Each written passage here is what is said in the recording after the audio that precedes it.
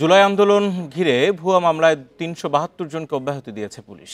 সোমবার আপিল বিভাগকে পুলিশের চূড়ান্ত প্রতিবেদনের কথা জানায় রাষ্ট্রপক্ষ। এদিকে আওয়ামী লীগ নেতা হানিফ সহ ৪ জনের বিরুদ্ধে মানবতাবিরোধী অপরাধের অভিযোগ গঠনে শুনানি করেছে প্রসিকিউশন। এছাড়া রামপুরায় ছাদের কার্নিশে ঝুলে থাকা যুবককে গুলি ও ২ জনকে হত্যার ঘটনায় সাক্ষ্য দিয়েছেন শিশু মুসার বাবা। ছেলের খুব স্বপ্ন ছিল প্লেন চালাবে, কিন্তু স্বপ্ন বড় হয় না, সত্যি হবে। আইসক্রিম খেতে বাবা মুস্তাফিজ আর দাদি মায়া ইসলামের হাত ধরে বাসার নিচে নেমেছিল ৫ বছরের বাসিত খান মুসা। ঠিক তখনই পুলিশের গুলি। মুসার মাথা ভেদ করে গুলি গিয়ে লাগে দাদির পেটে। পরদিন হাসপাতালে মারা যান দাদি। মুসা বেঁচে থাকলেও স্বাভাবিক জীবন আগের মতো নেই।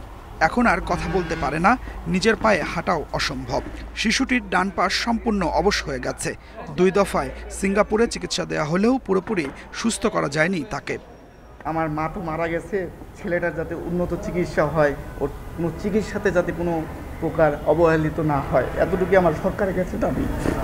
যারা আমার মাকে হত্যা করেছে এবং আমার ছেলের এই অসুস্থতার জন্য যারা দায়ী, তাদের কঠোর একটি শাস্তি হোক, সেটাই আমি আদালতের কাছে চেয়েছি। রামপুরায় গুলি করে ২ জনকে হত্যার মামলায় সোমবার সাক্ষ্য দেন মুস্তাফিজ।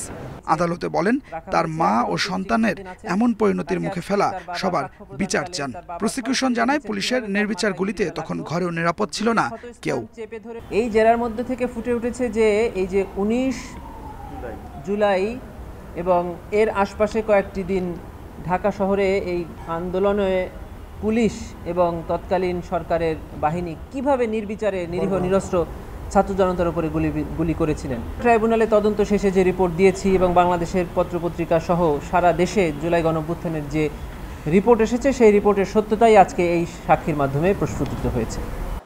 এদিকে ট্রাইব্যুনাল ২-এ মানবতাবিরোধী অপরাধের আরেক মামলায় আওয়ামী লীগ নেতা মাহবুবুল আলম হানিফ সহ ৪ জনের বিরুদ্ধে অভিযোগ গঠনের শুনানি হয়। প্রথম দিনে রাষ্ট্রপক্ষ অভিযোগ তুলে ধরে বিচার শুরুর আবেদন করে। এ বিষয়ে পরবর্তী শুনানি মঙ্গলবার।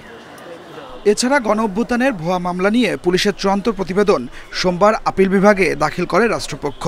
জানায়, এসব মামলায় ৩৭২ জনকে অব্যাহতি দেয়া হয়েছে।